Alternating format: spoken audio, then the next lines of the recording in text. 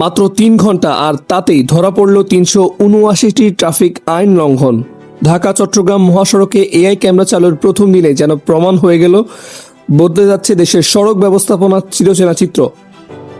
রাজধানী সড়কে সাফল্যের পর গতকাল মঙ্গলবার ঢাকা চট্টগ্রাম মহাসড়কে আনুষ্ঠানিকভাবে চালু হয় এআই ক্যামেরা ভিত্তিক অটো ফাইন সিস্টেম। নারায়ণগঞ্জের মেঘনাঘাটে highway police command and control monitoring সেন্টারে এই সিস্টেম উদ্বোধন করেন স্বরাষ্ট্রমন্ত্রী সালাউদ্দিন আহমেদ।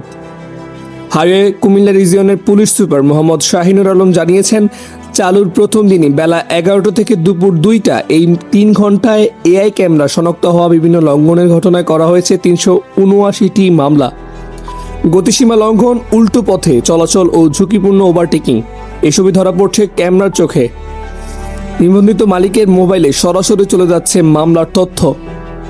মহাসড়কে প্রায় 250 কিলোমিটার এলাকায় বসানো হয়েছে 1427টি এআই ও সিসিটিভি ক্যামেরা।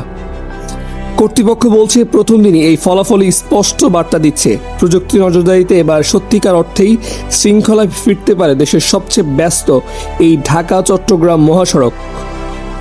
রাজধানীর পর মহাসড়ক প্রযুক্তির এই যাত্রা কতটা বদলে দেয় বাংলাদেশের সড়কের নিরাপত্তার চিত্র, সেদিকেই এখন সবার নজর।